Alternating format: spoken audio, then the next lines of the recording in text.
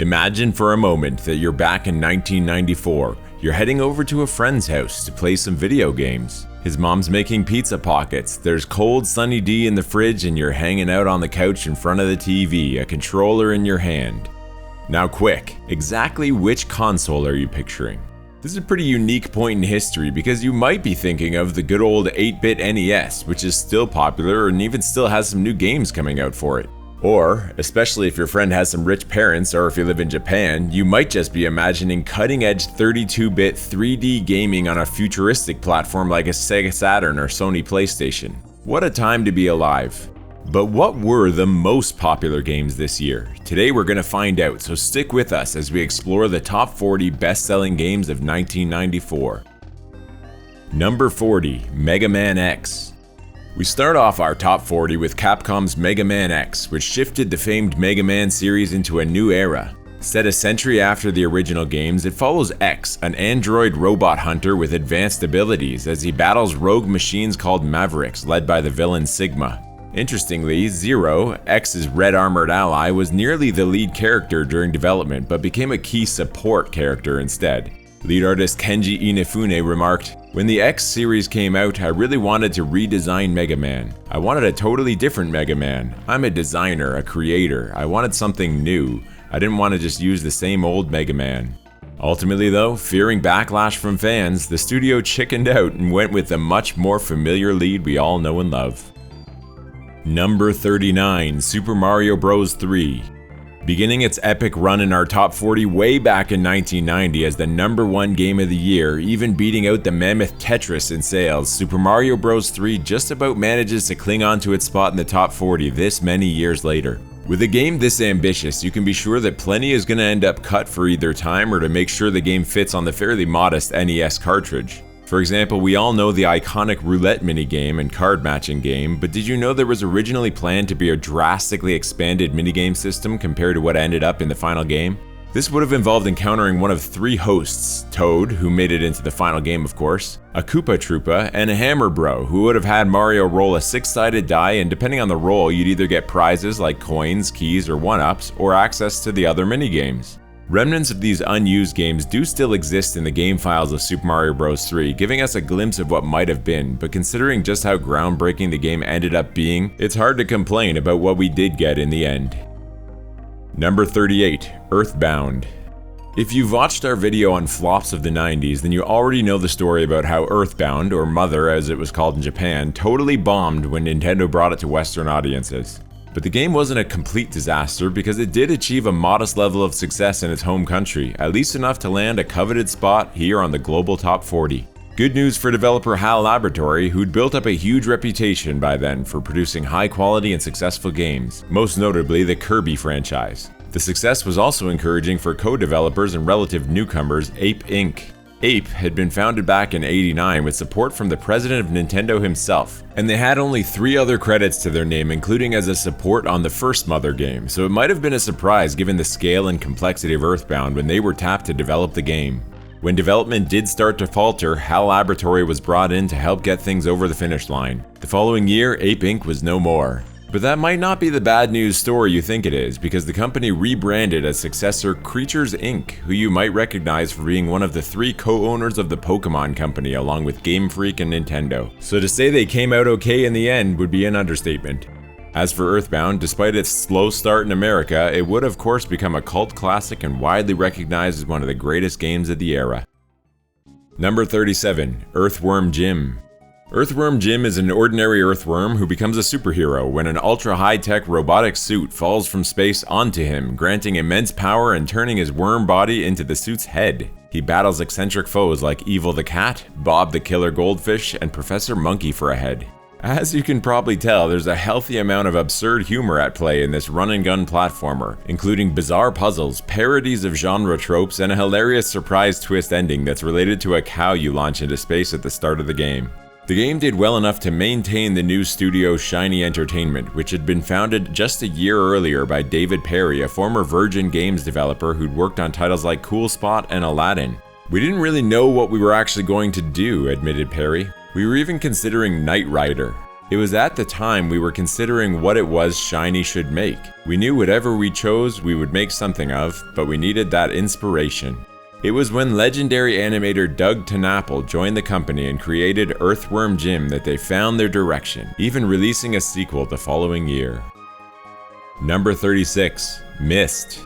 Myst is a first-person point-and-click adventure game that came out for the PC and uses pre-rendered still images for navigation, with smooth crossfades between frames. Players explore Myst Island and linked ages by clicking directions or objects, solving integrated environmental puzzles through observation and logic. No inventory, enemies, time limits, or death exist in the game. Progress relies on patience and plenty of note-taking.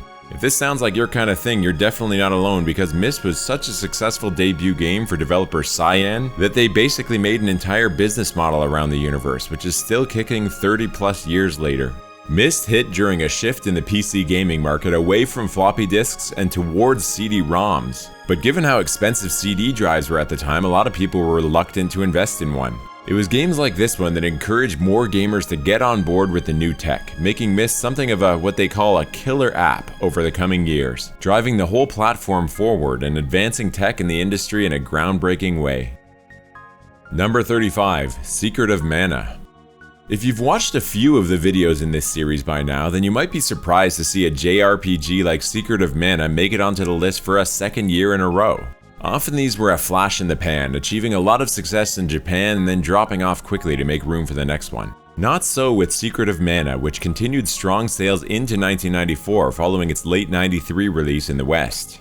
While it's true the game still sold far more copies at home than abroad, it broke through overseas far more successfully than most others, selling around a fifth of its total copies outside of Japan.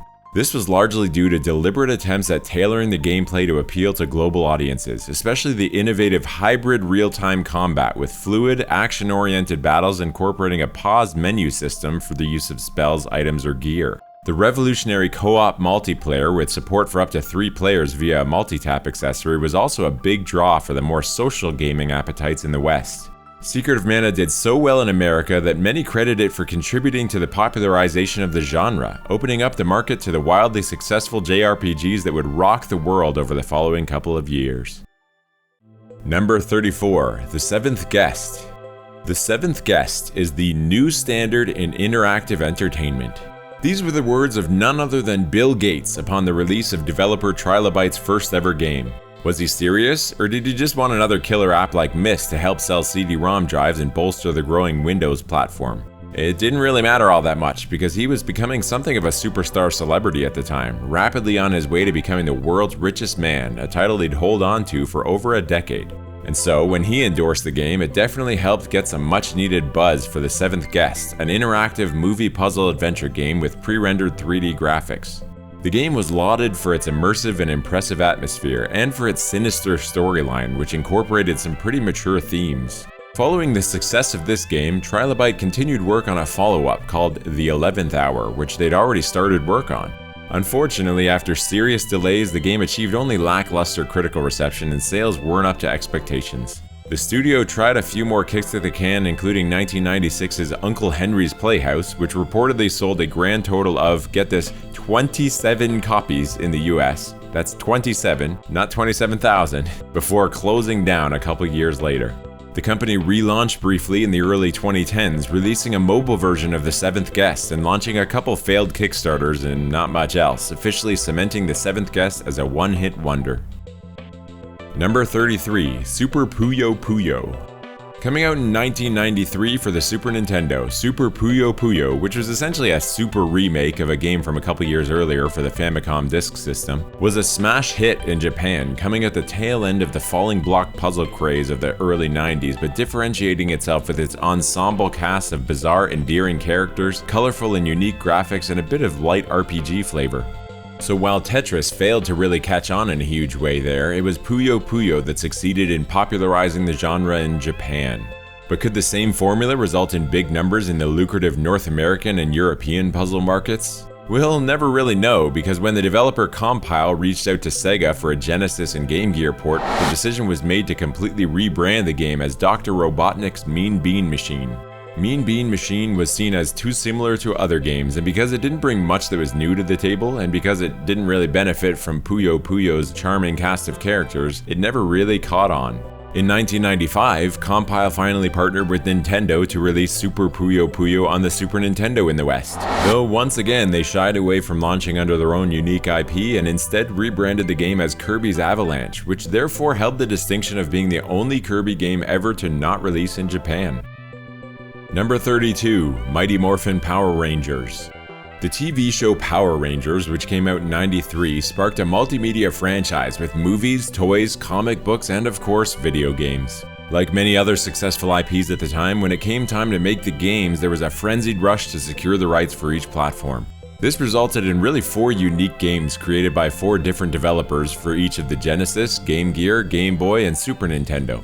But it was the Natsume-developed SNES version that rose to the top of the pack as the highest quality and most commercially successful of the bunch.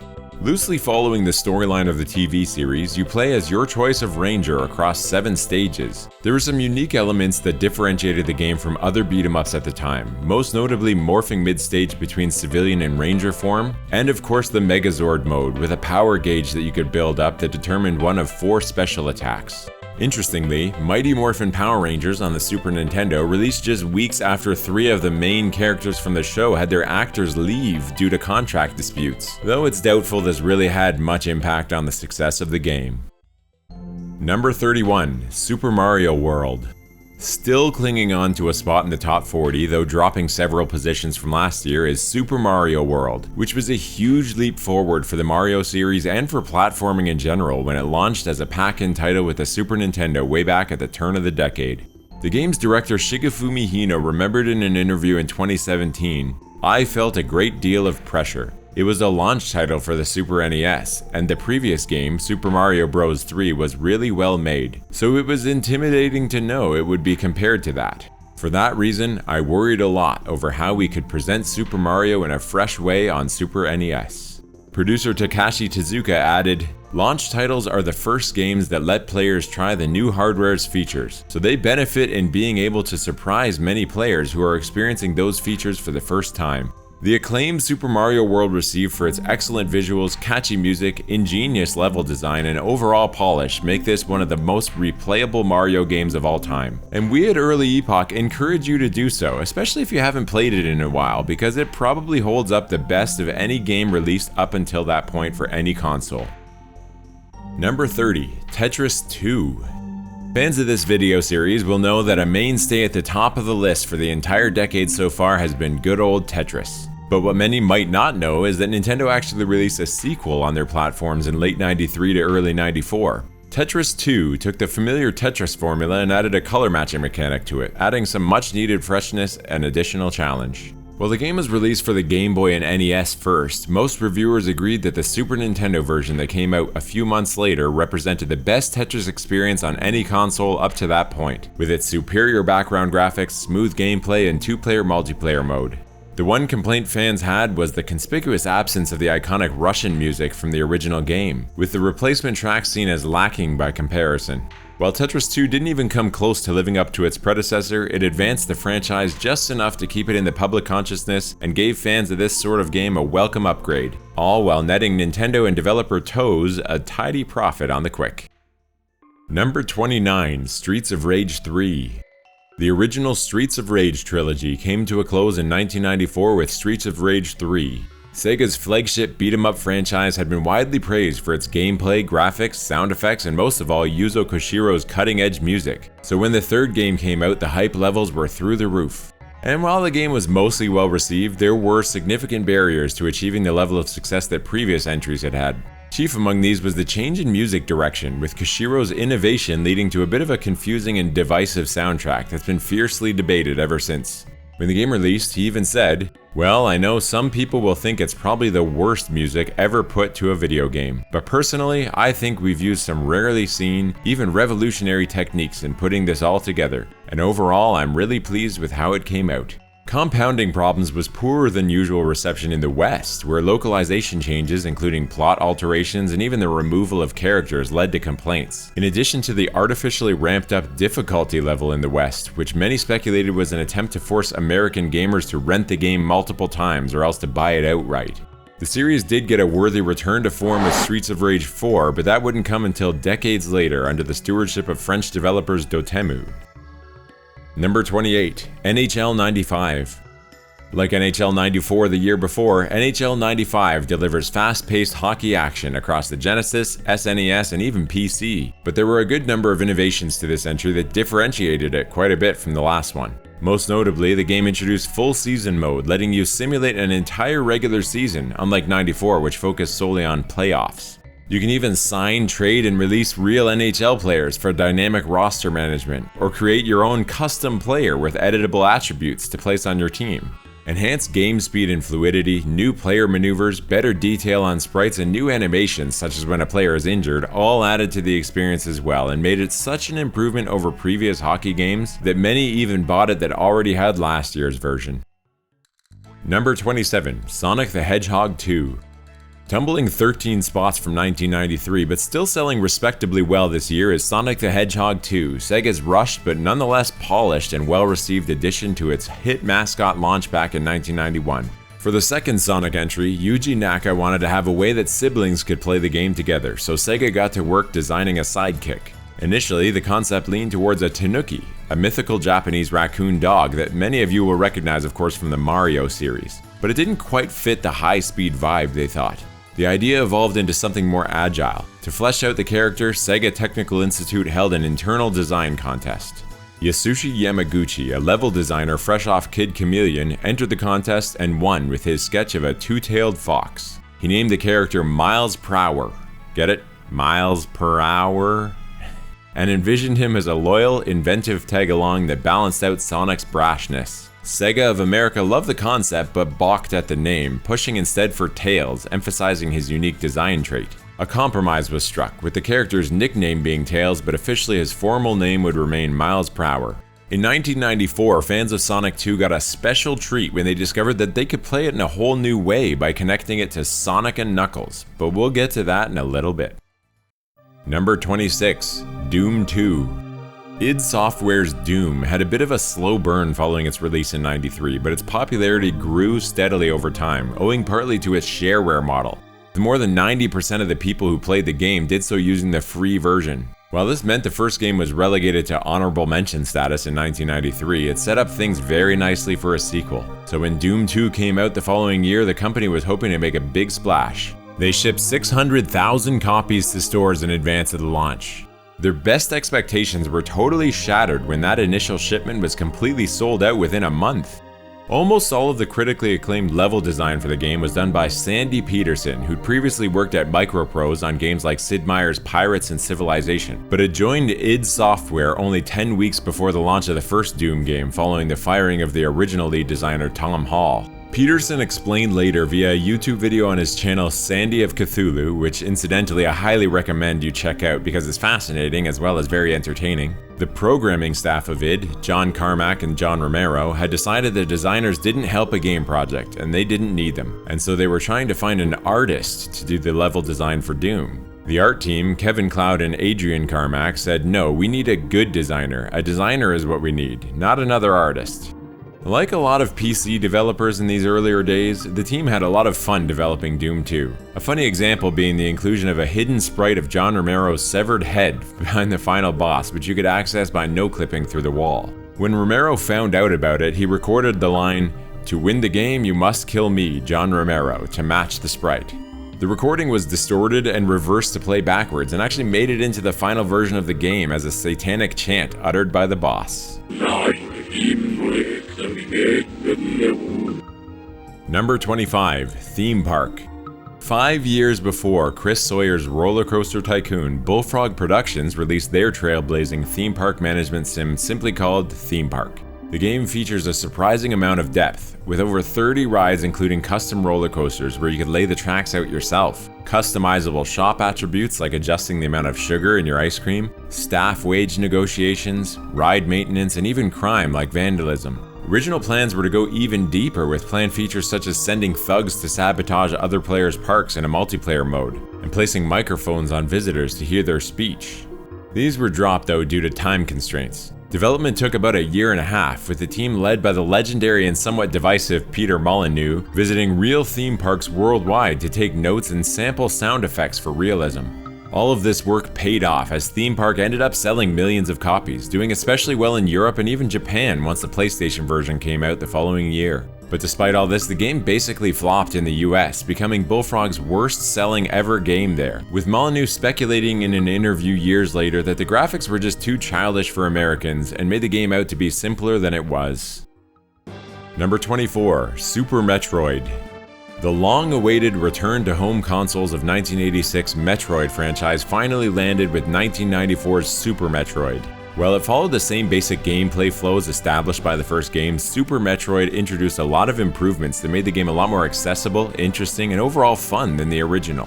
These included an auto-map system that displays room outlines and player location, an X-ray scope to reveal hidden items and secret passages, mechanics like the grapple beam, space jump, and speed booster, 8-direction weapon firing, and of course the morph ball ability, which you could use to navigate tight spaces, upgradable with bombs or a spring ball for the ability to jump.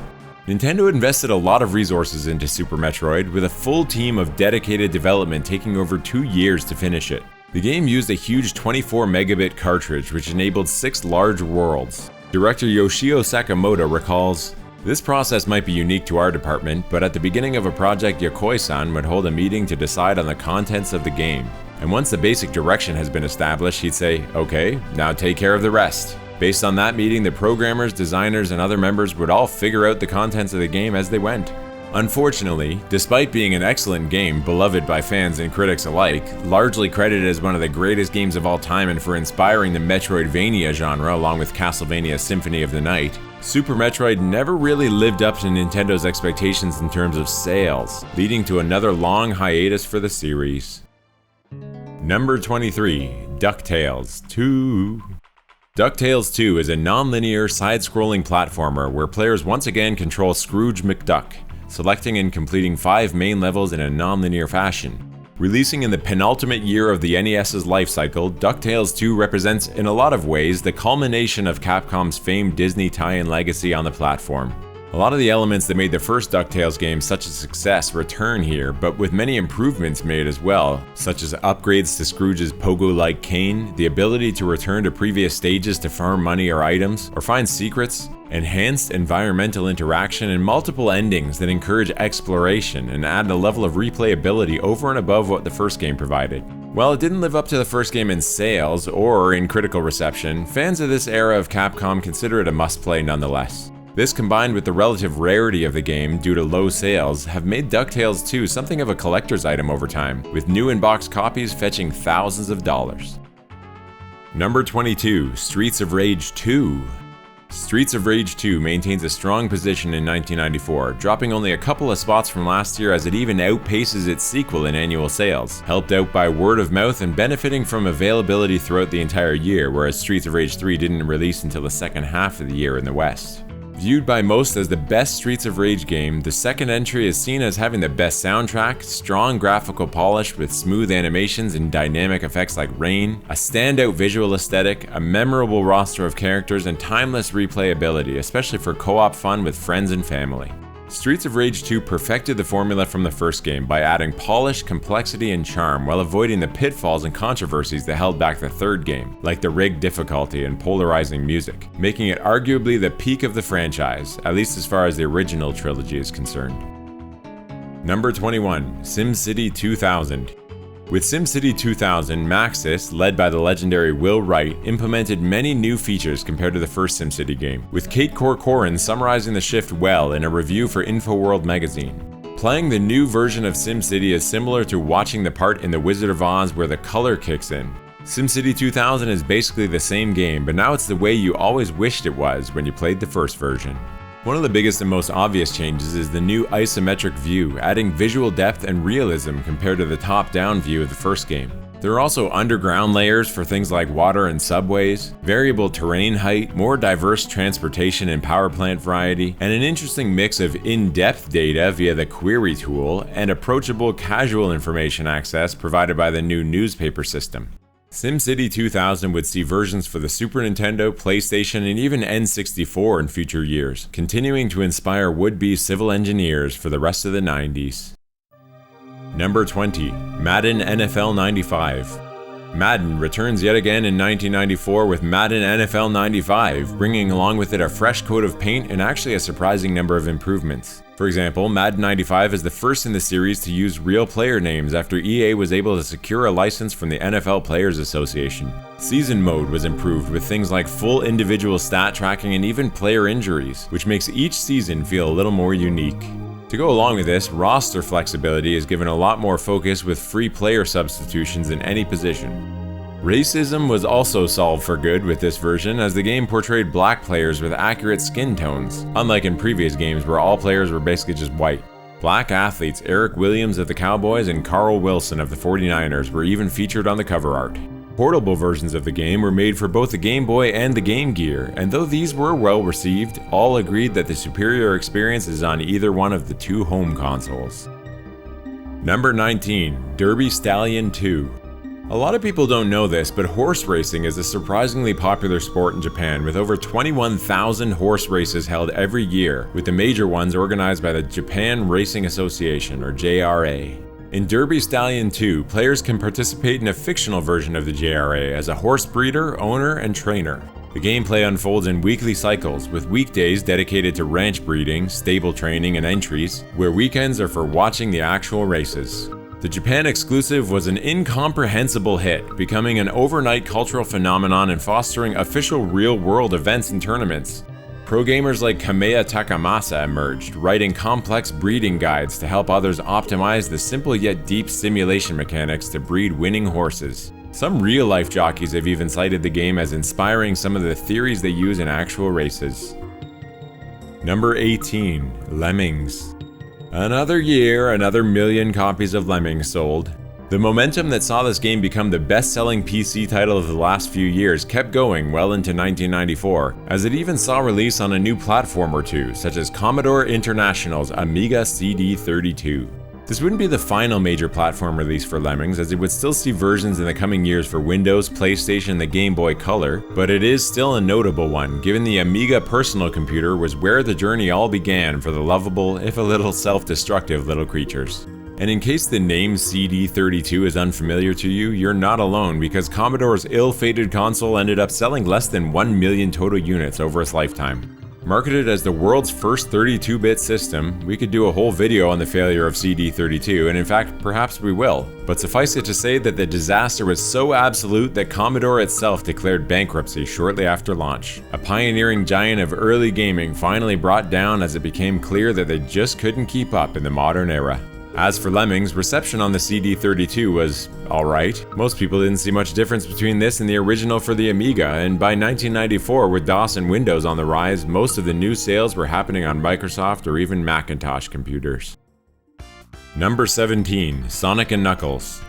Released just 8 months after Sonic the Hedgehog 3, Sonic & Knuckles is famous for, well, you know what it's famous for, it's right there in the name.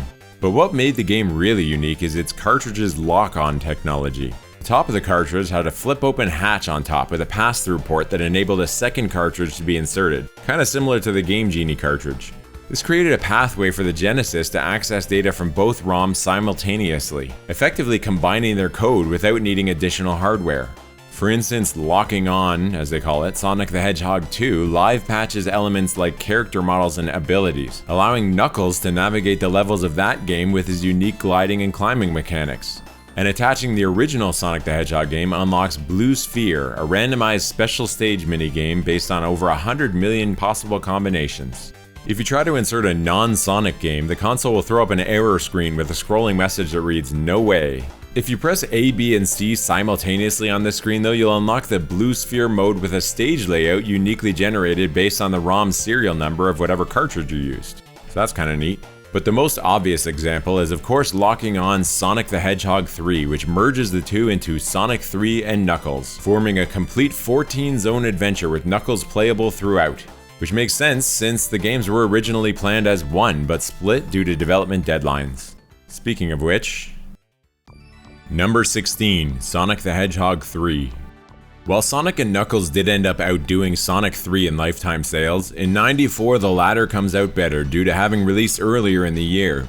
Sonic 3 really represents the pinnacle of Sonic-style platforming in the 16-bit era, with Sega having learned from their experiences in Sonic 1 and 2 while strategically adding a few new mechanics and features that add to the fun but without detracting from what made the series so popular in the first place.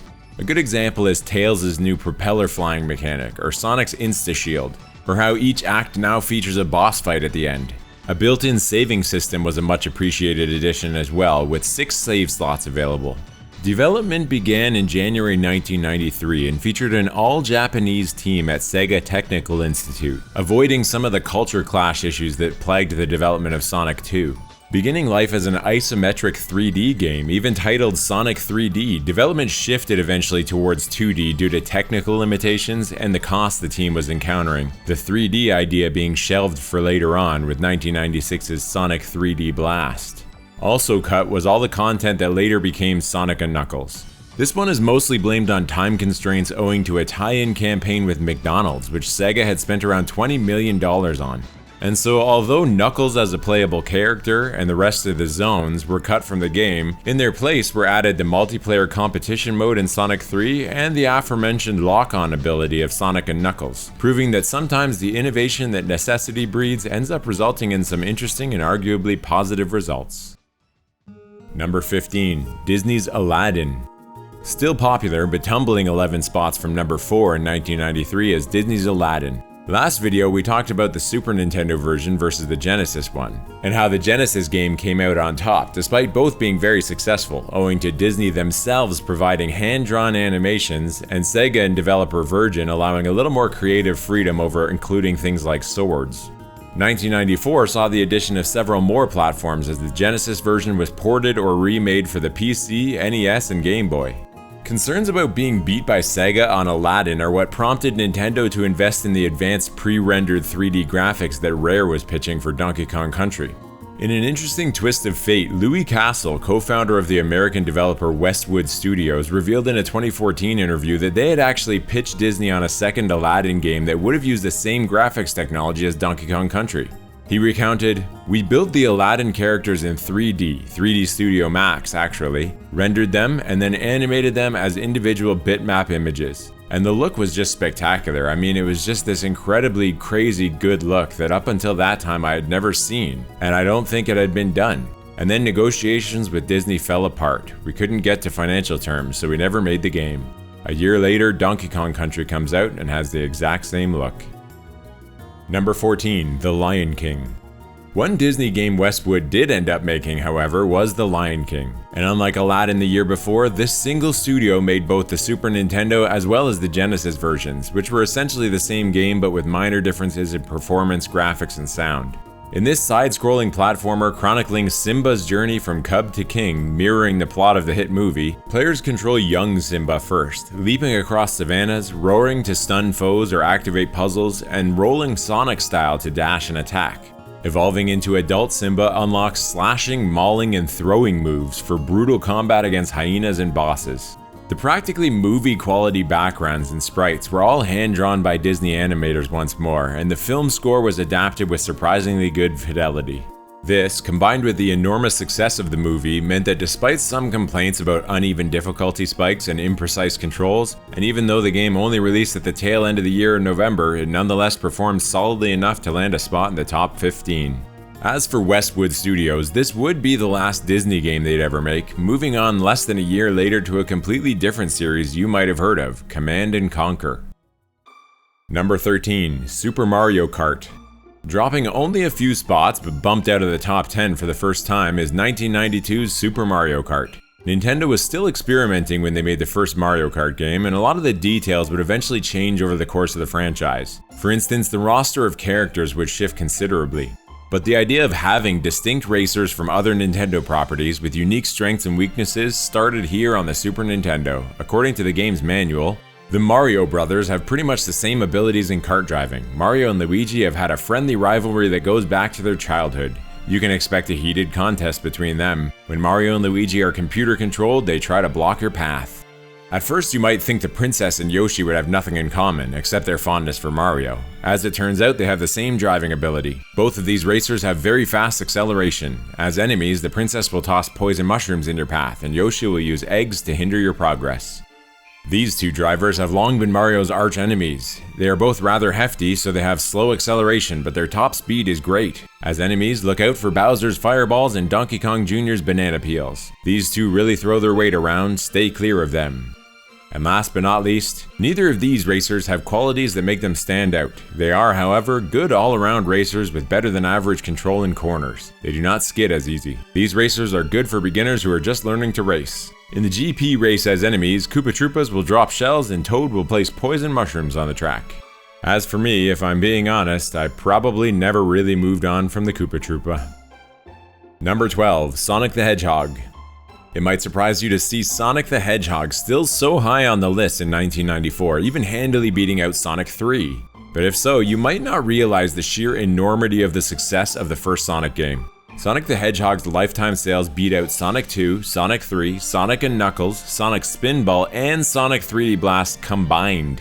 It helped a lot that Sonic 1 was bundled with the Genesis, and it is true that once bundles started to shift to other newer games, Sonic sales suffered. But none of that takes away from the fact that this game was a behemoth for Sega.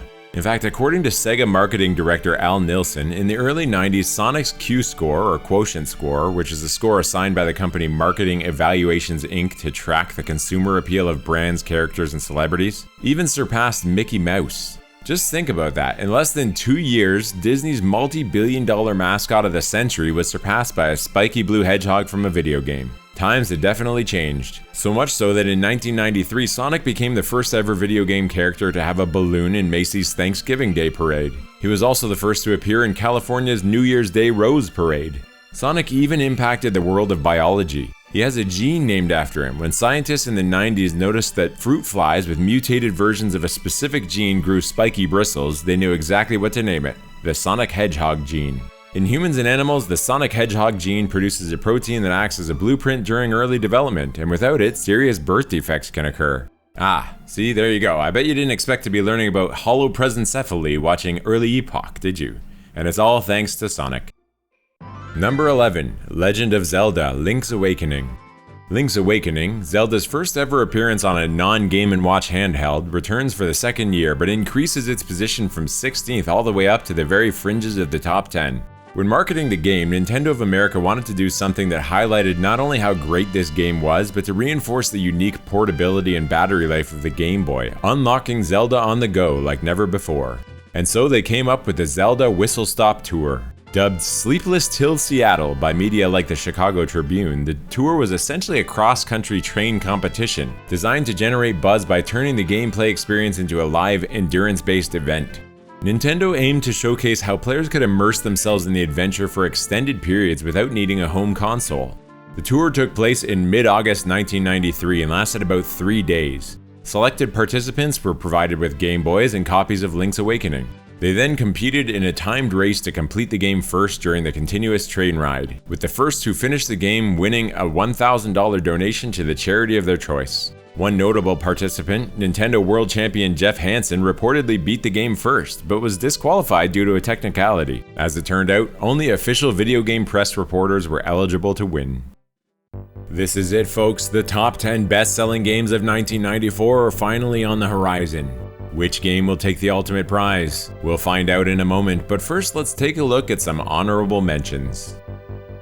Adventure Island. The final ever game to officially be released for the Nintendo Entertainment System, known as the Family Computer in Japan, came out on June 24, 1994. This was Hudson Soft's Adventure Island 4, a retreat to the series' 8-bit roots, which launched a full 2 years after Super Adventure Island first brought it into the 16-bit era. This entry, which follows Master Higgins on a quest to rescue his 5 dinosaur friends and girlfriend Tina from the Eggplant Devil, features an interconnected open-world island map for free exploration and progression. You can also ride your 5 rescued dinosaur friends as mounts, collect and switch between multiple weapons via an inventory management system, and save progress, but only via a password system. Yeah, this was still the NES after all.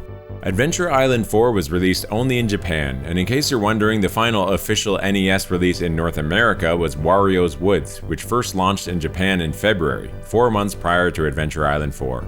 Unfortunately, of the 36 titles released by Hudson Soft on the Famicom, this final one ranks dead last in terms of sales. Ridge Racer. From 8-bit, we jump all the way to 32-bit with Namco's Ridge Racer for the Sony PlayStation. It's somewhat hard to believe that these two games came out in the same year, but that just goes to show the fast pace at which technology was evolving in the early to mid-90s. The PlayStation officially launched in Japan on December 3, 1994, leaving only 28 days of sales potential for the calendar year. Despite this, Ridge Racer, which was the most successful of the 8 launch titles to release along with the system, sold an impressive 421,000 copies by the time the clock struck 12 on New Year's Eve. Ridge Racer is based on the popular Japanese trend of racing on mountain roads while drifting around corners, as seen in movies like Fast and the Furious Tokyo Drift 12 years later. Originally an arcade game, the PlayStation version was praised by critics for its ability to replicate the arcade version pretty much perfectly, loading the entire game into the system's RAM to eliminate mid-game loading, and even letting you take out the disc while playing so you can pop in your favorite music CD. This was revolutionary stuff, and neither Sony nor Ridge Racer were slowing down because it's pedal to the metal for the Western launch the following year. Warcraft, Orcs and Humans. Now I need to do a little bit of a sidebar here and come clean with you about something. I know a thing or two about video game history. It's been a passion of mine for many years. But every now and again, in researching for one of these videos, I come across something that shocks me and reminds me just how much there is to learn about this glorious industry we all love so much. Researching the sales of Blizzard's 1994 title Warcraft, Orcs and Humans was one such moment. According to an article the company posted to its website in 2001, Warcraft sold just 100,000 copies in its first full year. With the best source I could find for lifetime sales, the book All Your Base Are Belong to Us by Harold Goldberg, noting just 300,000 sales over its whole run. We estimate, given its release in mid-November, that this leaves just around 40K for the calendar year of 1994.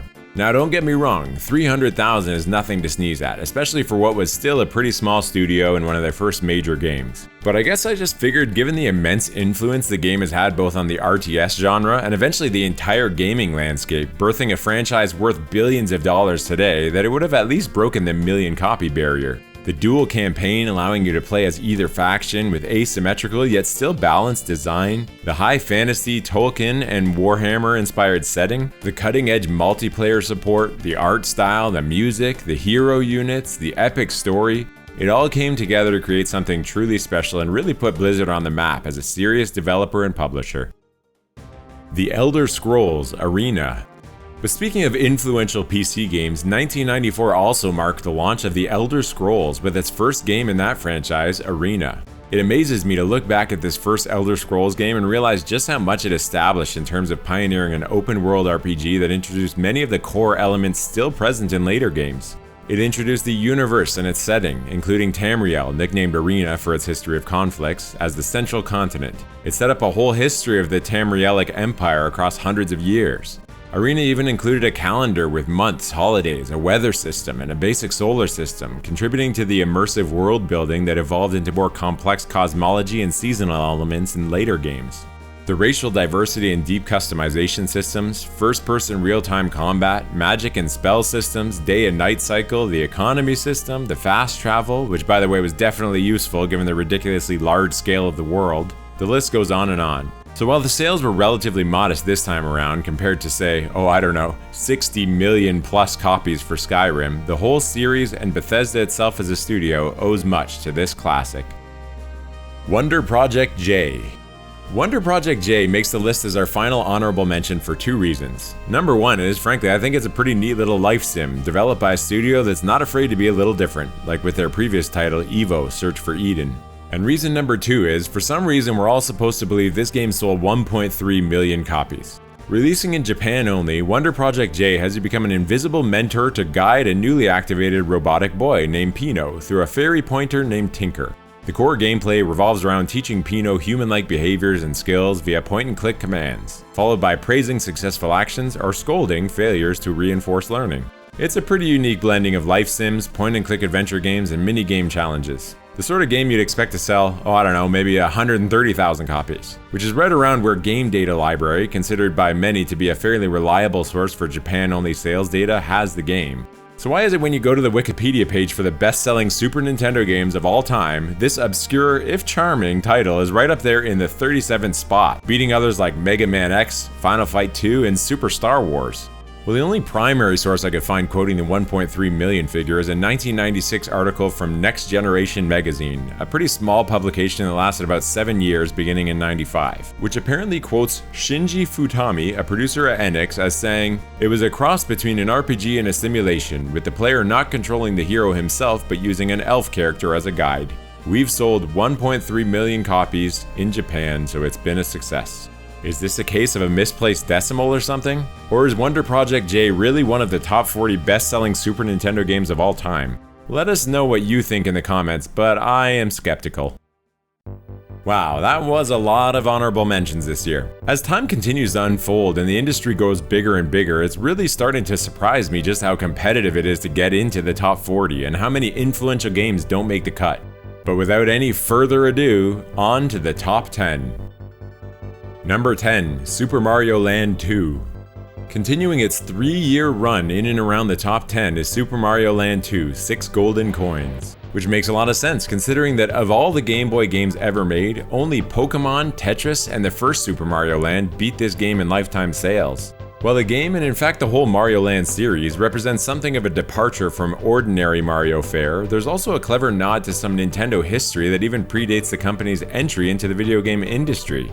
In one stage in the Mario Zone, you'll find that the stage is built entirely from Nintendo's old N and B blocks. You see, back in the 1960s, Nintendo, hot off the success of its latest toy, the Ultra Hand, wanted to invest more aggressively into the toy space. And there's not much more aggressive in that space than going after Lego. Nintendo came out of the gate swinging, producing more than 40 N and B sets priced competitively compared to Lego and marketed them all over TV. In classic Lego fashion, they soon filed a lawsuit, though Nintendo won after it was determined their blocks were sufficiently different from Lego so as not to fall under the established patent. Nevertheless, the N and B blocks were discontinued just a couple years later. Fast forward to 2020 and it's all water under the bridge, with Nintendo and Lego even partnering to provide a successful line of Legos based on none other than Mario himself. Number 9, Wario Land, Super Mario Land 3. We're not done talking about Super Mario Land yet because Wario Land, Super Mario Land 3 came out in '94 and gave platformer fans yet another reason to get themselves a Game Boy. But as Mario games go, this one's pretty different. Instead of Mario himself, you play as the greedy anti-hero Wario, aiming to steal a massive golden Princess Toadstool statue from Captain Syrup's pirates to fund the purchase of a dream castle. The decision to make Wario the protagonist stemmed largely from a feeling at Nintendo that previous games had been too constrained by conventional Mario platforming limitations. By shifting to a different character, they were able to revamp the mechanics of the gameplay and make something truly unique and imaginative. And so you have things they probably felt at the time they could never have had Mario do in a game, like the fact that Wario doesn't die from enemy contact, he instead loses coins or reverts to a small form, or the shoulder charge attack for breaking blocks, defeating enemies, or building momentum for longer jumps. Predictably, Nintendo achieved another hit with Wario Land, and although it never met the high bar set by its predecessors in terms of commercial success, it did do well enough to encourage Nintendo to keep developing platformer games featuring Wario, of which there are now 8 as of 2025, not to mention over a dozen other Wario games in other genres. Number 8, NBA Jam. It's not often you see a sports game hit the top 10, but NBA Jam is no ordinary sports game. Featuring unusually fast pace, with rules that slow down things like fouls or free throws completely removed from the game, exaggerated jumps and slam dunks that defy physics in an almost comical way, and on-fire mode, which gives your players a turbo boost and increased precision when they hit 3 shots in a row, NBA Jam revolutionized the way people thought of sports games. Up to this point, sports titles were largely seen as simulation games that should aim for the highest level of accuracy and realism possible. What we got with Midway's NBA Jam was instead just aiming for the funnest possible gaming experience. The 2-on-2 action featured NBA licensed teams and digitized likenesses of real players, which fans of NBA superstars of the day really appreciated. But it didn't stop there, because there were even secret characters like President Bill Clinton that you could play as. Overall, this was a game that didn't take itself too seriously, but still provided a complete and well-made experience with great graphics, sound, and even multi-tap 4-player multiplayer support. This all came together to make NBA Jam one of the best-selling and most influential sports games of the entire decade. Boom, shakalaka! Number 7. Tetris. What can I say about Tetris?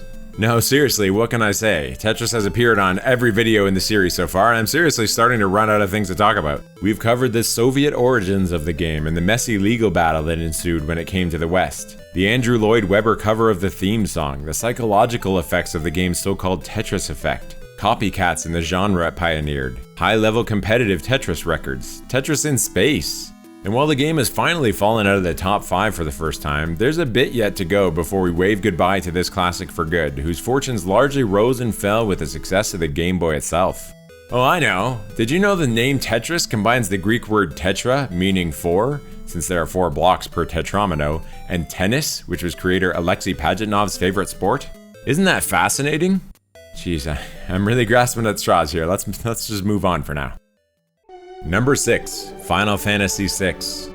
A diverse band of rebels led by the enigmatic Terra Branford battles the tyrannical Gestal Empire in a steampunk world ravaged by war. Wielding magic and espers, they uncover dark secrets, confront the mad sorcerer Kefka, and fight to save their world from apocalyptic destruction. Squaresoft began development on the 6th Final Fantasy immediately after the 5th was done, finishing the game in only around a year by dedicating a team of 30 people to the project, a pretty massive investment for a game back in the early 90s. In fact, the team was so ahead of schedule they added whole sections to the game, like the World of Ruin, when they realized how smoothly development was progressing. The investment paid off because Final Fantasy VI was not only critically acclaimed and hailed by many as one of the best games of all time, it had the sales to match it, beating every other Final Fantasy game released before it in units sold by a fairly wide margin. Nobuo Uematsu, the composer of the game's stellar score, later said, "I still remember when, during the launch party for Final Fantasy VI, the notoriously unforgiving Mr. Sakaguchi gave a speech. I cried. There were tears on my face. Those tears made me realize just how much I had invested myself in the project." For many, Final Fantasy VI, or Final Fantasy III as it was bafflingly called in the West, represents the pinnacle of achievement for Squaresoft during this golden age of RPGs that they helped usher in. They may be right, but there would be a few games over the coming 2 years that would prove worthy challengers. Number 5. Mortal Kombat. Climbing 2 positions from 7th in 1993 is Mortal Kombat, Midway's answer to Capcom's successful arcade fighter Street Fighter II. Just like 2 characters battling to the death with special moves in the ring, so too were these 2 franchises engaged in a desperate fight for supremacy against one another. And the results were spectacular, each series pushing the other to be bigger and better. For its part, Mortal Kombat went way beyond video games, expanding into commercially successful feature film in 1995, an animated direct-to-DVD movie, comics, novels, an animated TV show, a live-action TV show, collectible card games, and even a stage show called Mortal Kombat Live Tour. There's even a planned crossover where Mortal Kombat fighters Raiden, Sub-Zero, Scorpion, and Reptile would be playable characters in NBA Jam, complete with fatality dunks. But unfortunately, the NBA pulled the plug, fearing backlash for associated with such a violent IP. There were of course plenty of follow-up video games developed as well, 32 to be precise as of the time of this recording, the first of which, Mortal Kombat II, hit arcades in 1993 and came to home consoles in September of '94. Number 4. Super Mario All-Stars. Moving up 2 spots from last year, Super Mario All-Stars snags the spot just outside the podium as it continues its strong late SNES revival of the Mario brand, boosted by bundling with the console as well as the new edition in December 1994 of Super Mario World in a special enhanced version available only in the West. This enhancement meant that Super Mario All-Stars now included every mainline Mario platformer made before 1990. An incredible value and the ultimate love letter to the early days of the hero plumber and his friends. Unlike the other games, Super Mario World as it appears in All-Stars remains more or less completely unchanged from the original release, with the only material exception being the reworking of the Luigi sprites. Whereas in the original Super Mario World, Luigi was just a green-clothed version of Mario, for the remake in All-Stars, he was given his own unique sprites, a little taller and thinner than Mario like he appears in Super Mario Bros. 2. Super Mario All-Stars was so well received that when EGM ranked the best console games of all time in 1997, they specifically chose the All-Stars versions of Super Mario Bros. 1, 2, and 3 for the list, considering these to be the definitive editions. They also noted that were it not for the deliberate exclusion of compilation games from their list, they'd have named Super Mario All-Stars the clear-cut #1 game of all time. Number 3. Street Fighter II. Street Fighter II has been bumped out of the #1 position from last year after a short-lived stint at the top, but nevertheless sales continued to boom in 1994 owing to the ascendancy of the fighting genre and a few new versions coming out across multiple platforms such as Street Fighter II Turbo. And this year wouldn't be the last time Capcom revisited the second entry in the series. Even though the Street Fighter franchise now includes over 40 different releases, including mainline titles all the way up to 2023's Street Fighter VI, which incidentally is one of the best received fighting games of all time and well worth checking out. It's Street Fighter II that remains for many the most iconic representation of the universe, and the studio has gone back to it several times, culminating so far with 2017's Ultra Street Fighter II for the Nintendo Switch. This version brought the game into the modern era in a way many saw as refreshing, especially the impressive visual upgrade. But others criticized the new Way of Hado mode, where you use Joy-Con motion controls to perform Hadoukens as Ryu in a first-person mode. Because of this somewhat clumsy new mode and the high price, which also soured a lot of fans, instead some see 2008's Super Street Fighter II Turbo HD Remix as the definitive version, offering an experience more true to the 1990s original, but with a few welcome features like the beautiful HD graphics, online tournament play, and a training mode with hitbox display. Number 2. Mortal Kombat II. Continuing the utter dominance of fighting games this year is the second game in the Mortal Kombat series, which like Street Fighter would also have a successful run throughout the decades. The first sequel was a fairly major overhaul from the first game. The most obvious change was how the gameplay speed was nearly doubled for Mortal Kombat 1, with tighter combos, simulated gravity for juggles, a dedicated run button, and crouching low punches for chip damage, replacing Mortal Kombat 1's slower pace and focus on uppercuts. The roster of fighters expanded to 12, with new characters like Special Forces Officer Jax and twin sisters Melina and Katana. In a light-hearted touch, the game also added babalities and friendships, in addition to the fatalities of the first game. Babalities humiliate your opponent by turning him or her into a crying baby, whereas friendships are bizarre friendly interactions that turn the end of the battle into an uncharacteristically benevolent exchange. Of course, the fatalities return as well, blood, gore, and all, even on the Super Nintendo this time, with Nintendo not wanting to miss out on the massive sales bonanza due to censorship like they did with the first game. There's a special Easter egg in the arcade version of the game, with around 1 in 30 game overs displaying the Roman numeral 3, teasing the third entry in the series in a subtle way to build hype. But we'll have to wait until 1995 for that. Number 1. Donkey Kong Country. The triumphant return of Donkey Kong to home consoles after a long hiatus finally came in 1994. Donkey Kong Country ushered in a new golden era for the franchise, this time helmed by legendary development studio Rare, who had worked with Nintendo on various successful NES titles like Battletoads and Wizards and Warriors. Rare's revolutionary use of pre-rendered 3D graphics were a big focus of the marketing for this game, and it's obvious to see why. There was really nothing like Donkey Kong Country that had ever come out before on any console. Graphically, it was so far advanced from any other platformer that had come out before it that it was the kind of leap forward that fired up your imagination as a gamer and made you wonder where else the medium could go in the future. Lead artist Steve Mails has noted, Nintendo was building up hype around the Nintendo Ultra 64, which was called Project Reality back then. People saw our Donkey Kong game and thought it was running on Nintendo's new hardware. When they found out it was running on the SNES, they were just amazed. Needless to say, David Wise's influential soundtrack also received unanimous praise, while acclaim was further heaped on the game for its diverse and challenging yet rewarding gameplay and the charming cast of characters. Donkey Kong Country started something of a new era for Nintendo, rocketing to the top of the sales charts and becoming the best-selling third-party game ever to come out for the Super Nintendo. It was such a success that Nintendo bought a large stake in Rare, beginning a partnership that would yield some of the greatest games of all time over the next decade. So what was your favorite game of 1994? Drop a comment to let us know. Were you into the huge arcade fighters that were so popular? Or perhaps you spent countless hours singing along to the opera scene in Final Fantasy VI? Up next, 1995. Things are seriously about to change as we enter the middle of the decade and the next generation of consoles is born. Can the aging 16-bit mainstays maintain their position at the top, or will the flashy newcomers take the crown? Make sure you subscribe to the channel to find out.